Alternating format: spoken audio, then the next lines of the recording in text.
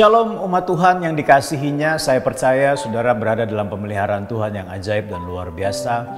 Dan hari ini kembali kita akan mendengarkan renungan dan juga kebenaran firman Tuhan yang saya percaya menjadi penuntun yang hidup bagi kehidupan kita untuk berperilaku, berkata, dan juga berpikir sesuai dengan apa yang Tuhan kehendaki.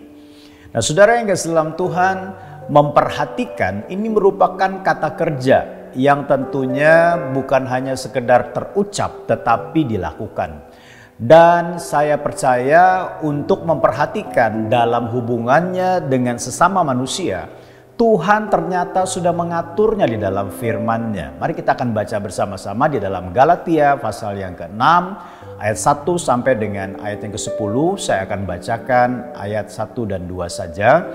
Saudara-saudara, kalaupun seorang kedapatan melakukan suatu pelanggaran, maka kamu yang rohani harus memimpin orang itu ke jalan yang benar dalam roh lemah lembut, sambil menjaga dirimu sendiri supaya kamu juga jangan kena pencobaan.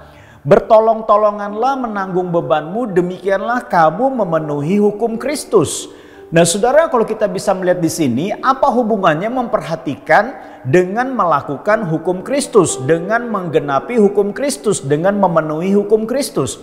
Tentunya erat sekali, saudara. Karena apa? Yang pertama kita perlu perhatikan baik-baik adalah setiap kita yang berada di dalam Kristus, yang diselamatkan oleh Kristus, tentunya hukum yang mengatur kehidupan kita adalah hukum Kristus. Tidak lagi gigi ganti gigi, mata ganti mata, baik ganti baik, jahat ganti jahat, saudara. Tetapi di situ dikatakan apa? Kasihilah sesamamu manusia seperti dirimu sendiri. Artinya apa? Yang berhubungan dengan interaksi sesama, Kristus telah memberikan hukumnya, yaitu apa? Saya ulangi, kasihilah sesamamu manusia seperti dirimu sendiri. Tentunya menghidupi hukum ini tidak mudah, saudara.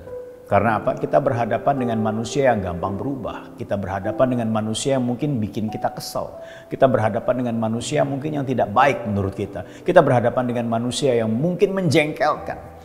Tetapi itulah yang kita dapat lakukan karena Kristus telah memberikan hukum itu dalam kehidupan kita. Dan tentunya respon kita pasti akan berbeda kalau kita mau menggenapi hukum Kristus ketika menghadapi orang-orang yang melakukan pelanggaran. Ya, sama seperti tadi dikatakan di dalam ayat yang pertama, saudara-saudara, kalaupun seorang kedapatan melakukan suatu pelanggaran, pelanggaran yang bagaimana? Pelanggaran yang tanpa disengaja. Artinya apa, saudara? Artinya saya merenungkan paling tidak ada dua penyebab kenapa orang bisa melakukan pelanggaran tanpa disengaja. Yang pertama, kurangnya pengetahuan akan firman Tuhan, sehingga apa? Tanpa dia sadari dia telah melakukan pelanggaran firman Tuhan. Kemudian yang kedua, bisa saja karena bujuk rayu untuk melakukan kebenaran yang tidak murni sesuai dengan firman Tuhan, khususnya yang bersangkut paut dengan keselamatan pada saat itu. Nah, saudara yang kasih dalam Tuhan, karena isu di Galatia sendiri bahwa keselamatan bukan hanya karena menerima Yesus Kristus sebagai Tuhan Juru Selamat, tetapi harus ditambahkan dengan ketaatan kepada hukum Taurat dan juga sunat. Makanya Paulus berkepentingan untuk memberikan penjelasan dan meluruskan bahwa keselamatan yang sesungguhnya hanya di dalam Yesus Kristus Tuhan. Nah, saudara yang kasih dalam Tuhan, ada dua hal yang bisa kita lakukan sebagai orang yang mau memenuhi hukum Kristus terkait dengan kehidupan yang mau memperhatikan sesama.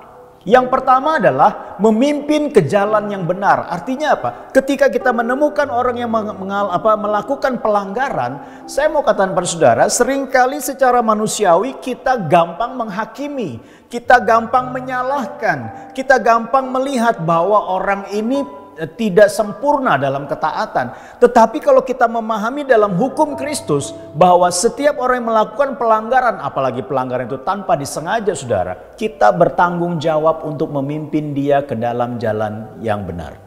Artinya memulihkan kepercayaannya, memulihkan dia dari pelanggarannya kepada ketaatan, memulihkan dia dari dosanya kepada pengampunan dan pengudusan. Saya percaya membimbing orang yang demikian tentunya ada kuasa Tuhan yang Tuhan berikan dalam kehidupan kita. Nah saudara, yang kedua adalah menjaga diri agar tidak kena pencobaan. Artinya apa? Menghadapi orang-orang yang melakukan pelanggaran bukanlah perkara yang mudah. Kalau orang itu menyadari dan gampang berbalik dari jalannya yang salah, itu merupakan hal yang mudah. Tetapi jika orang itu keras kepala, memberontak, merasa diri benar dan sebagainya, ini menimbulkan masalah dalam kehidupan kita. Bisa memprovokasi kita untuk supaya gampang marah, gampang menghakimi, bahkan mungkin menyerah dan meninggalkan orang tersebut. Ya, nah, Paulus sudah memberikan sebuah nasihat, yaitu apa? Jaga diri agar tidak kena pencobaan. Ya, di dalam ayat yang 9 dan 10 dikatakan, janganlah kita jemu-jemu berbuat baik, karena apabila sudah datang waktunya kita akan menuai jika kita tidak menjadi lemah. Karena itu selama masih ada kesempatan bagi kita, marilah kita berbuat baik kepada semua orang, tetapi terutama kepada kawan-kawan kita seiman. Tuhan Yesus memberkati. Mari kita berdoa. Bapa di surga, kami percaya Engkau adalah Tuhan yang terus memberikan kekuatan bagi kami untuk berbuat baik. Terutama hubungannya dengan interaksi dengan sesama manusia. Biarlah hukum Kristus menjadi hukum yang mengatur interaksi tersebut. Sehingga orang-orang yang hadir di tengah-tengah kami, di sekeliling kami yang melakukan pelanggaran, boleh mengalami pertobatan, pemulihan dalam hidupnya. Karena Engkau memberi kekuatan bagi kami untuk membawa mereka ke dalam jalan yang benar. Dalam nama Yesus kami berdoa. Amin. Tuhan Yesus memberkati kita semua.